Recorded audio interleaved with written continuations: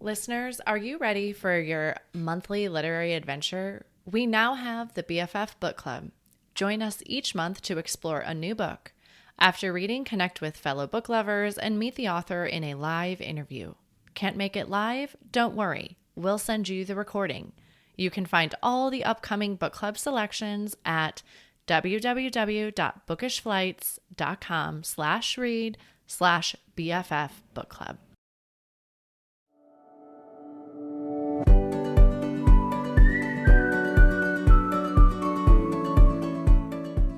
Hi, I'm Cara Infante, and this is Bookish Flights.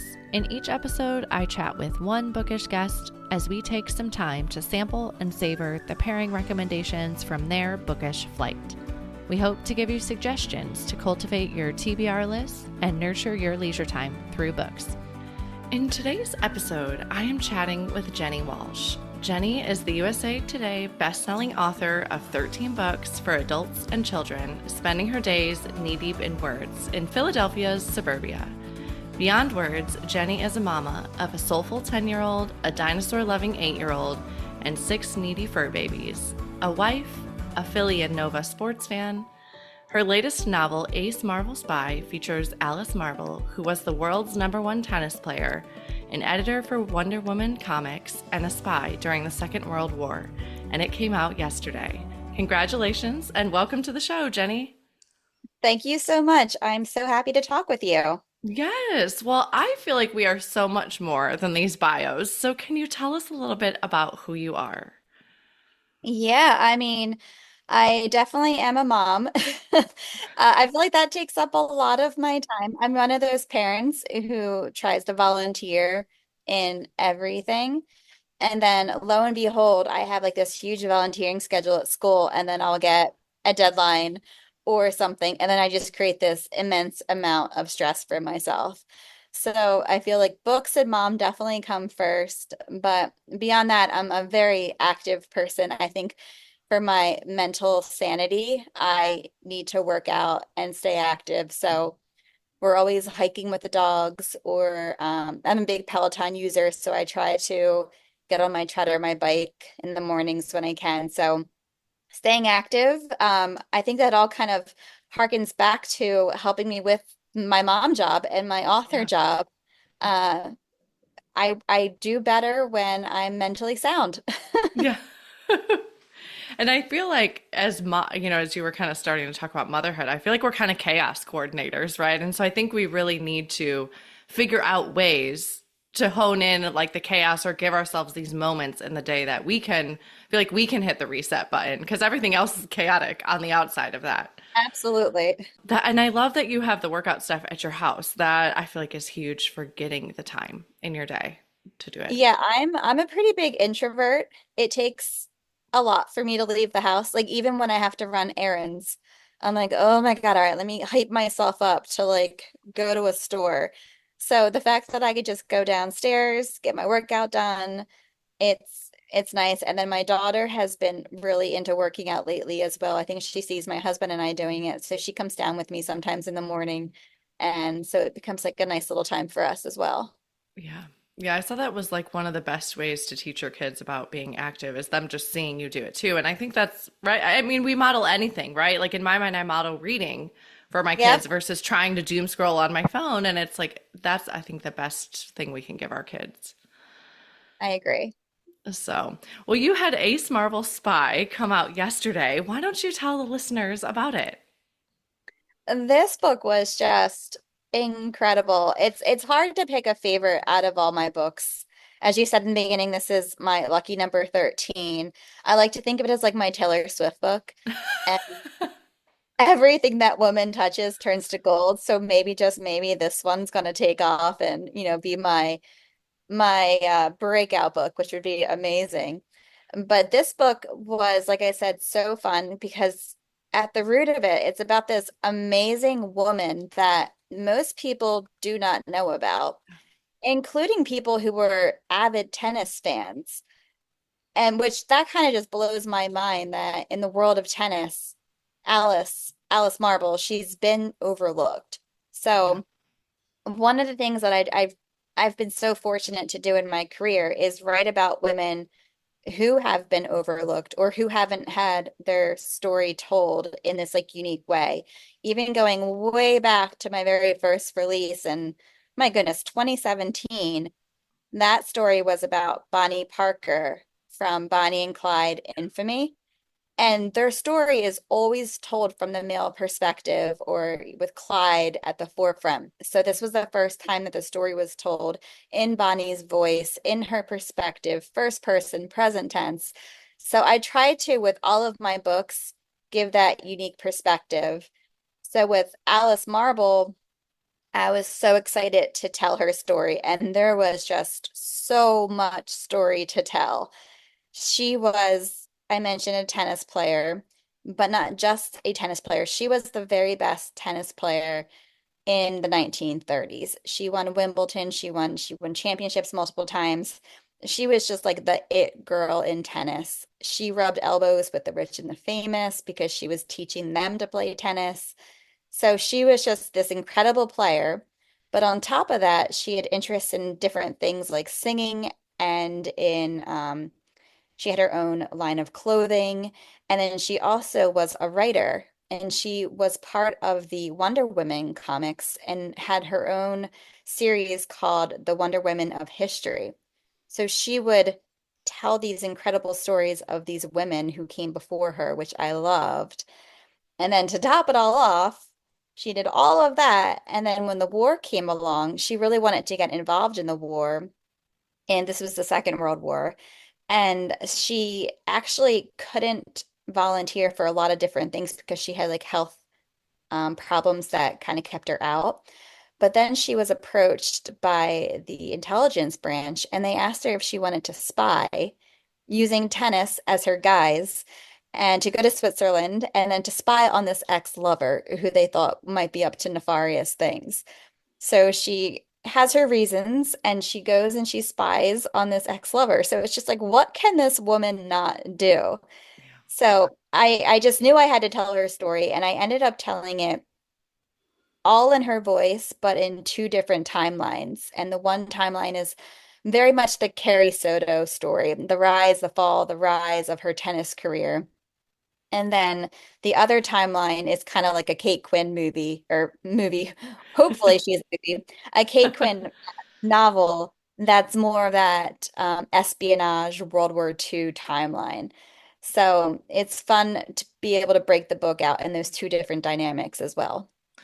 Yeah, it almost seems like this unbelievable life as I was reading it, right? Like, wow, how can one person do so many different things and be amazing at them?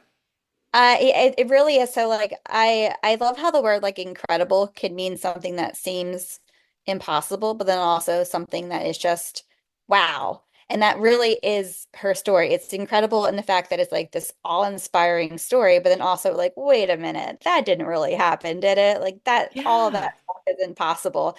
So I really do think her story was incredible.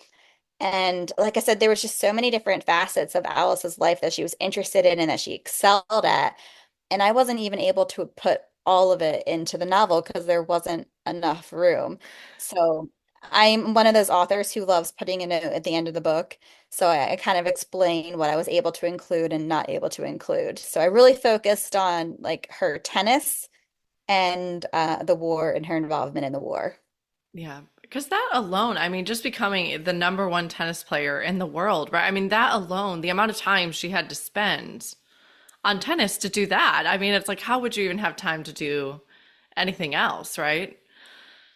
Yeah, and so I say she started quote unquote late in life. She was 15, whereas a lot of these tennis players grew up in this tennis family, like their parents played, or they went to a boarding school where tennis was the thing, or they had private coaches since they were little girls. So tennis was not something that Alice ever really saw for herself, but she was actually a baseball player, and her older brother told her that baseball was too manly and that she needed to do something, more apt for who she was and her gender. So he swapped out the baseball bat for a tennis racket, and she ended up loving it. But she had zero training. And so she would just get onto a court and hit the ball as hard and as fast as she could. And at first it worked and she was catching a lot of attention. But as you go on, you really need to finesse those skills. But Alice didn't have that, like I said, that boarding school background or the private lessons because her family grew up with not a lot of money, poverty, you could say. Her dad passed away, so he wasn't there to help support the family. So Alice really did have to make it on her own with her own gumption and tenacity and perseverance. And she ended up getting a coach who really took a chance on Alice and didn't have Alice pay her in the normal custom way of like, okay, you do a lesson, I pay you this money. It was this arrangement where Alice would help her coach with different odds and ends, and she would help train other people. And it became this amazing partnership that really benefited both of them and allowed Alice to learn and excel. Yeah, absolutely. I feel like you do such a great job of the relationships within this book, right? Between the relationships with the coach and the relationships with her family and showing both sides of that. And that I think that really molds who we are as people too, right? As our community around us. And you did a great job with that. Well, thank you. You're welcome. How did you come across Alice's story? It's kind of this funny story where I'm always on the lookout for interesting women, especially the stories that haven't been told in novel form yet. I feel like Yeah. that's really where I hone in. This one came about because I was talking with an author friend and she was trying to brainstorm different women and I was like, "Oh, let me help. Like I love this. This is what I do." So we were just kind of throwing out different names. She was creating her list and I came across Alice just by like Googling just like major women of, the 20th century. And Alice came along and I was like, "Wait, I've never heard this story." So I was like, "Put this on your list. She's awesome."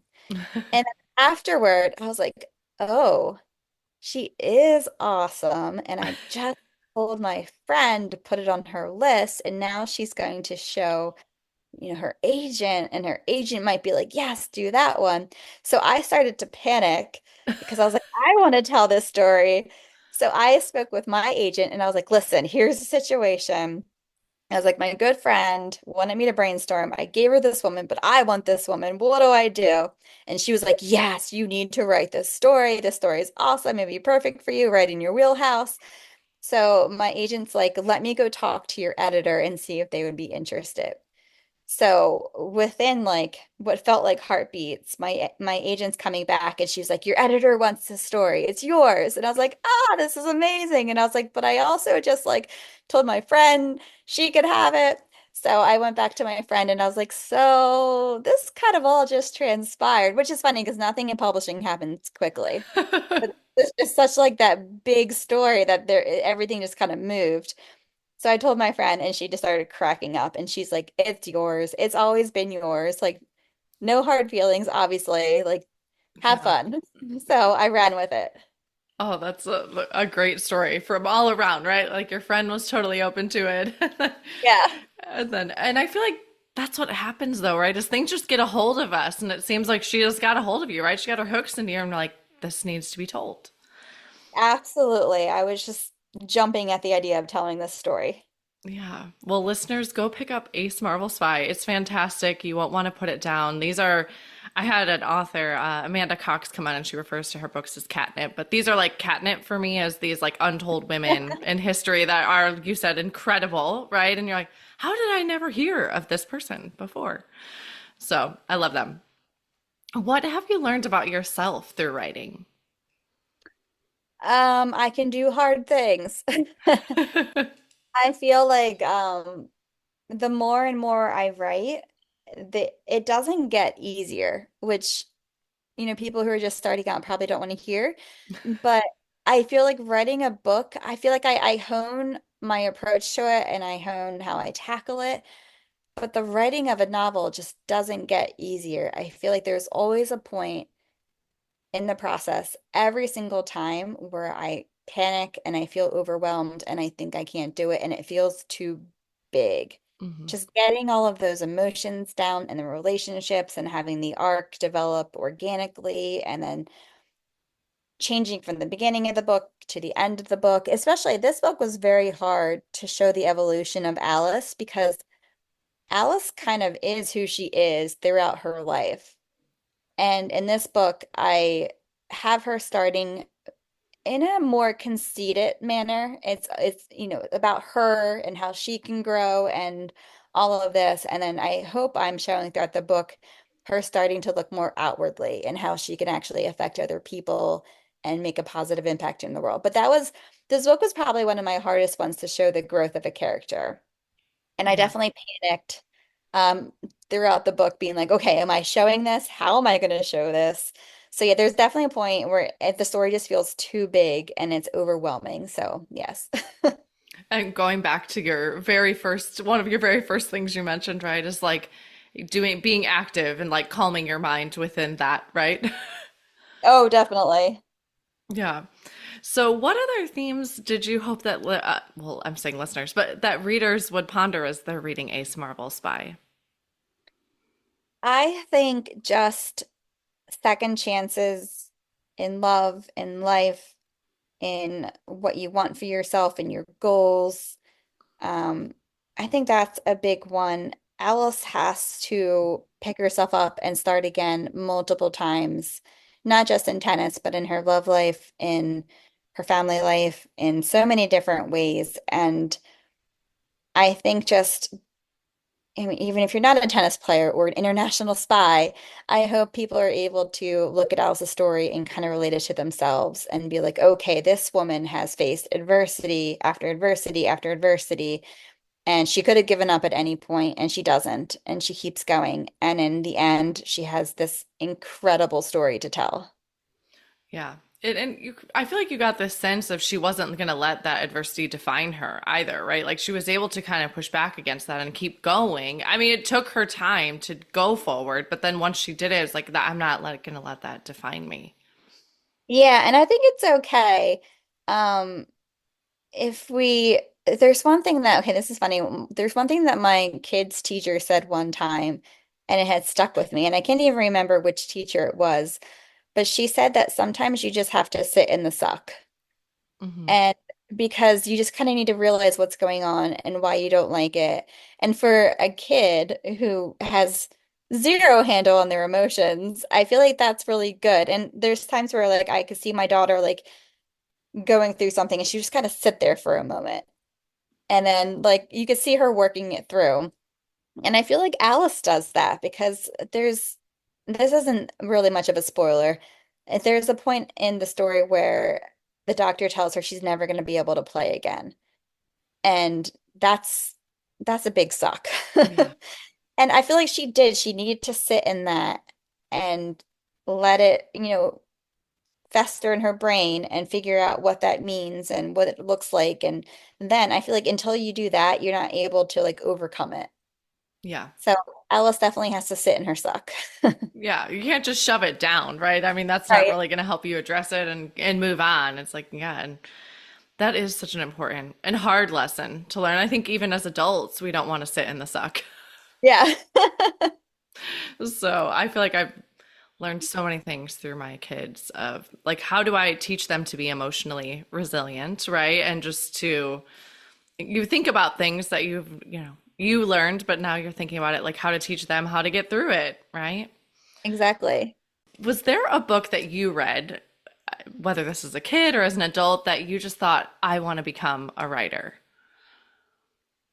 I had this moment and it was in sixth grade and it was Letters to Rivka, which was historical fiction, which is funny because I actually didn't realize I wanted to write historical fiction until after I had written a couple manuscripts. But I was so drawn to this novel because the model on the cover of the book looked exactly like my sixth grade teacher, Miss Benner. And I literally picked up that book because the woman looked like her. And then I started reading it, and then I was so absorbed by it. And it was funny how the cover drew me in, but then the story kept me there. And then after that, I was just like, wow, okay, reading it can actually be fun. Because I wasn't a very big reader before that. I Okay. was very much go, go, go into sports. Like I'd rather have been outside playing than, reading a book. But I feel like that made me realize that I could like both. Yeah.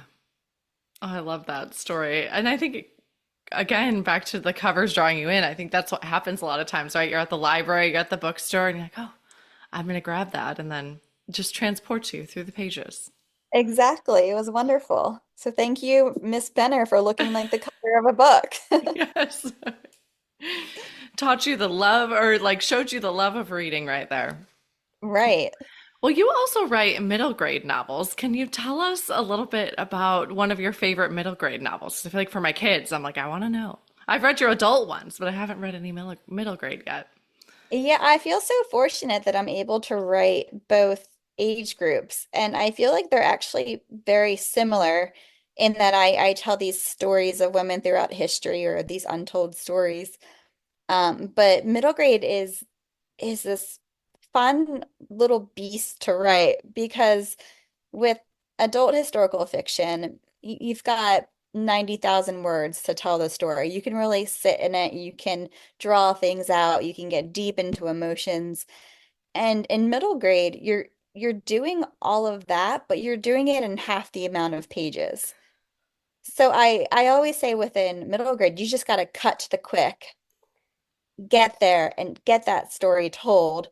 And so I like that I can do both. I like that with adult I can draw things out and middle grade is like action, action, action, let's get going and tell the story to keep kids entertained. So I love both aspects and I feel like I generally alternate. I write an adult, then I write a middle grade. So it's fun going back and forth and it's almost like a palate cleanser from both of them. Because after Okay. writing middle grade, I'm like, I feel like I'm like sweaty from like adrenaline and then after like my adult books, I feel like I'm weeping because there was so much you pull out of your heart. Yeah. So yeah, I love doing both. One of my most recent middle grades was called Operation Happy, and it's inspired by this real girl. She was 12 who lived through the attack on Pearl Harbor. And then later in life, she wrote a memoir. So I read her memoir and I was like, whoa, her story is incredible, the fact that she lived through this, but then it also opened my eyes to so many different facets of Pearl Harbor that I didn't know existed. For example, so my character Jody, she lives on the base with her dad, who was a Marine. She's there with her sister and her mom. Okay. And after the attack, I was kind of like, okay, well, that's it. They were attacked and they all went on with life. But that was almost like the beginning of her story. There was the threat of other attacks. Then there was the fact that they had to be evacuated to San Francisco. And then once she was there, she had to find a new school, a new apartment, a new way of living. And then there's the fact that people saw the attack on newsreels. So they thought that they knew what she experienced, but they had no clue what she experienced.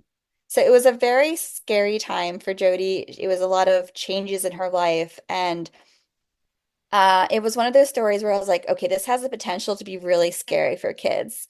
So I need to find a way to add levity and make it more accessible. Both my children are very sensitive, so I had them in Yeah. mind about how I can make the story, like I said, more accessible.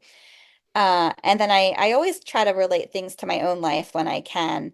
And while I was brainstorming and working on this book, we suffered like a tragedy in my own family, which was a horrible time for especially my son. And there was one time after the event happened that I looked over at him and he had been upset all day. And in this particular moment, I look over and he has his arm around our 100-pound, goofy as anything golden retriever. And he just was like hugging into the dog. And he just had this moment where he like sighed. And for the first time in a while, he just looked content and happy. And I was like, okay, this book needs a dog. Yeah. And the dog's going to be happy and goofy and add levity and add comfort. And he's going to be so happy that I'm going to name him Happy. And not only that, I'm going to give the dog his own point of view. So you have Jody's point of view and the I love dog's that. point of view. And it just added just such a wonderful layer to the story where I think kids can pick it up and not feel like they're overwhelmed by a moment in history that's really important to know, but also a moment in history that can be scary. Yeah. Yeah, this speaking of covers that draw you in, listeners, if you haven't seen Operation Happy, go check it out. It will totally suck you in for sure. I I think animals have such a way of whether it's healing, like they just know. I feel like they're attuned to our emotions, and so I think that's a beautiful way of bringing in, that kind of calm to the story. Yes, and I love animals. I feel like they bring like a calm to my own life. Like you said in my intro, I have six pets. I have two cats, two dogs, and we also have like two guinea pigs. Okay. But when I like when I walk down the stairs in the morning, I feel like I get to the bottom of the stairs and like I have two. So I mentioned my golden retriever is 100 pounds. We also have a Newfoundland mix who's 100 pounds. Wow. We have a lot of dog in my house, but I will like walk down the stairs and like the dogs are there and the two cats are there. And I feel like Cinderella where I'm like, hello, my friend, stay with me. So I just feel like animals are such a comfort and I just love being surrounded by them. Yeah, absolutely. I know there's people obviously that are not animal lovers, but I feel like they add to our house. We had two cats. We're down to one, unfortunately. Oh, I'm So, sorry. yeah, but he goes and I was just telling my in-laws are here and I was just telling them this that he'll go and lay with like each of my kids and that will make them lay in bed and read because they know if they get up, the up and down before they go to Yep. bed, that the cat will leave. And so they're like, Right. they know that Louis will only stay if I stay here and read my book. And then he helps me. He like helps me put them to bed. Oh, Louie's the best cat. Yeah, I'm like, oh, thanks to Louis, the real VIP tonight that helped me get the other two to bed while I was, doing the other one. So That's hysterical. yeah, but he's got him trained, so it's really sweet. So, well, listeners, maybe go grab Operation Happy if you've got kids in your life. What would you say in case of the listeners are like, well, what does middle grade even mean? What age range would you tell them? Yeah, so middle grade is generally grade 3 through grade 7. Okay. There can be lower middle grade, um, there can be upper middle grade. So it's since it's such a wide age group, Yeah. um, I would advise kind of reading the back cover and getting a sense for if it like the upper middle grade can touch upon some harder subjects. Maybe there's the first crush in there, whereas lower middle grade you see some more of the animal stories and stuff that has a little bit more levity. Middle grade generally follows chapter books. So you go from the illustrations and like the 10 chapters to the full length novel. Okay. Yeah, I had a teacher come on once and she said, like looking at the back of the book, a tip for parents, if the main character's age is close to your child's age, then it's probably like that could be a good gauge to give you, like if they're on the upper end of that, it might introduce some, like you said, some other topics, but kind of looking at the age of the main character could help sometimes. So, Yes, definitely. are you working on any upcoming projects or books? Yes. It's funny how with authors, everything kind of overlaps. Like I'm thinking of a new idea while I'm writing another book while promoting another book. So there's generally like three different books going at once. Wow. So yeah, I'm promoting Ace Marvel Spy, but I'm also working on edits for my next book, which is called Sonora, and it Okay. comes out end of October. I can't remember the exact date. But did you ever see as a child Wild Hearts Can't Be Broken? It I, was a Disney movie. I think it was in the 90s. okay.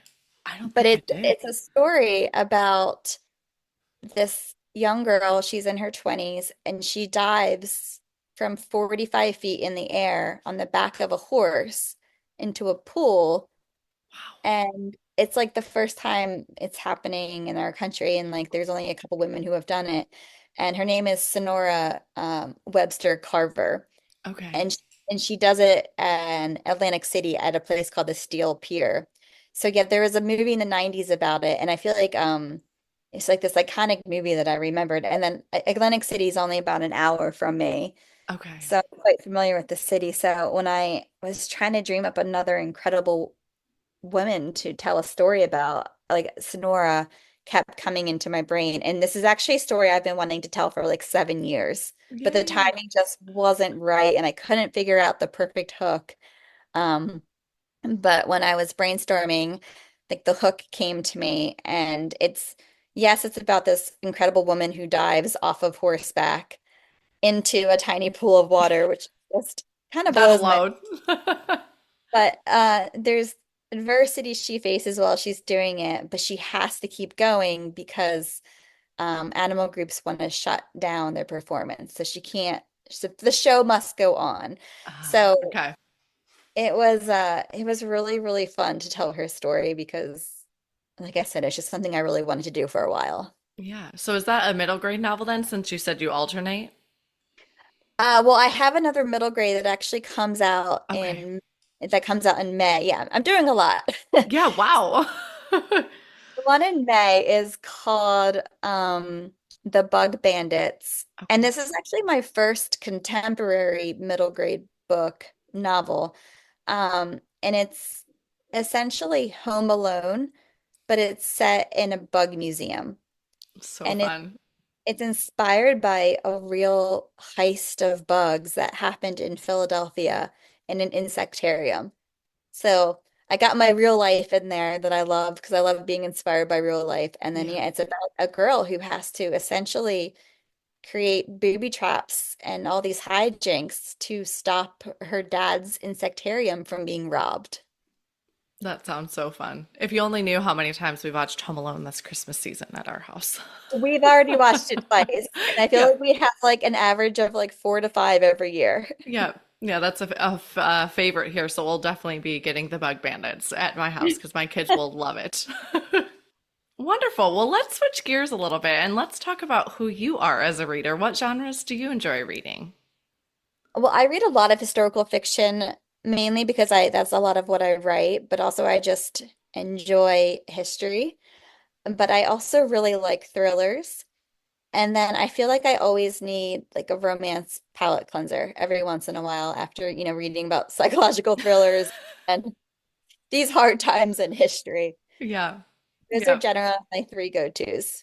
I love it. And how in your busyness do you find time to read? I have to read every night before bed. It's how I quiet my brain. It's almost just, it's like routine where it's like, okay, now I'm ready to like fall asleep if I read a couple chapters. But depending on the day, some days are busier than others. I'm struggling to get through a chapter. So Yeah. I very much appreciate the authors who write short chapters. That's kind of my MO because I know as a reader, if a chapter is like 5 pages, I might be willing to like go into the next one and like really fight the eye drop. Yeah. Versus if a next chapter is like 15 or 20 pages, I'm like, oh, I'm not even going to bother because I know I'm not going to make it. So, yay for the authors who write short chapters. Yes, absolutely. Do you do audiobooks at all? Yeah, I do a lot of audiobooks Okay. when I'm driving or folding laundry or walking the dogs. Yeah. Yeah, they're the best for that pleasant Yeah, distraction. definitely. Well, you have been so gracious to bring a book flight with you today of some of your favorite authors. Can you tell us how or why you chose these ones? Yeah, so I chose three women who inspire me because of what they write about, and then just also like from different interviews and stuff, just who they are. So, Marie Benedict is one, and I have been a fan of hers ever since reading The Other Einstein. And I don't actually know if that's her debut or not. It probably isn't. But I've read everything that she's written. I just love that she takes these women in history whose stories haven't always been known or haven't been told, and she brings them to life. And she brings them to life so well. So I love her stories. Yeah. And then the second woman is Kate Quinn, who I feel like also finds these women where you're like, wait, what? Like she existed and she did what? And that just seems implausible. And I love that a lot of her books are set during the war. I know she has some earlier books that she wrote that are, more ancient times, but I love the the more contemporary women who are just making a huge difference in the war. And she always has these fun little twists. So I'm always inspired by what she comes up with and her Yeah. storytelling.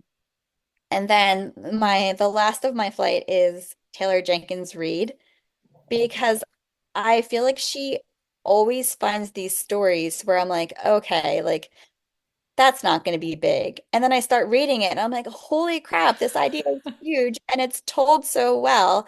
And like Carrie said, it was back was definitely an inspiration for me while I was reading Ace Marvel's Spy. Yeah. And um, Taylor's new novel, Atmosphere, I was just like, when I read the back cover, I was almost like mad at myself that I didn't think of it because it's just a good idea. And I'm just like, so she's just brilliant.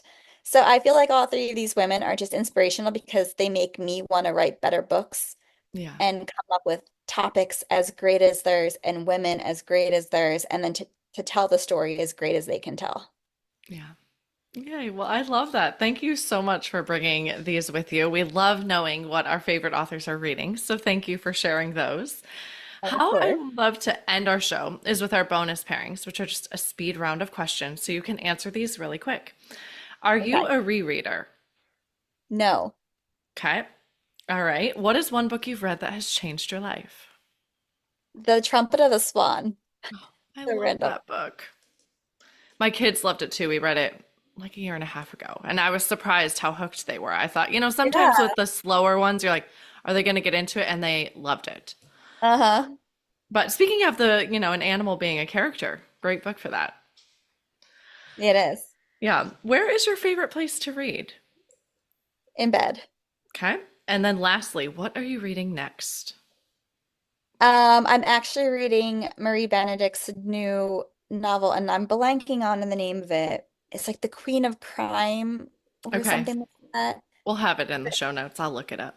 Awesome. Yeah. So So- it's just, again, the story she finds oh gosh, I gotta mess up the name. So I think it's Dorothy Sayers and then Agatha Christie, who everyone knows, and they they have to solve a crime in order to like prove their worth in this like group that it was generally only made up of men, and the women want to be in it, so they want to prove that they're just as good as the men. And I love that. Oh, that sounds really fun.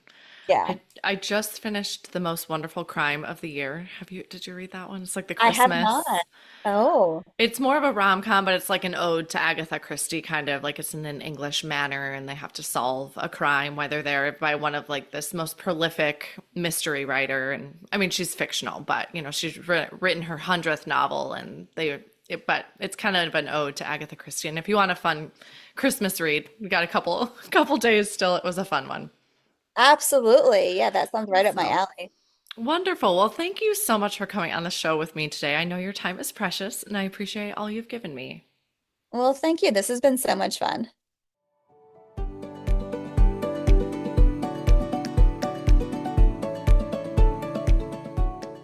Thank you so much for listening to this episode today with Jenni Walsh and her book flight of historical fiction novels that have influenced her writing. We'd love to hear what other historical fiction novels you love at bookishflights.com. That is also where you can find more information about today's book flight or other books that we talked about. Make sure you are subscribed on Apple Podcasts or Spotify to make sure you will not miss an episode. That's it for today. Thank you so much for listening. As Emma Thompson said, I think books are like people in the sense that they'll turn up in your life when you most need them. Cheers to you, dear readers. Until next time.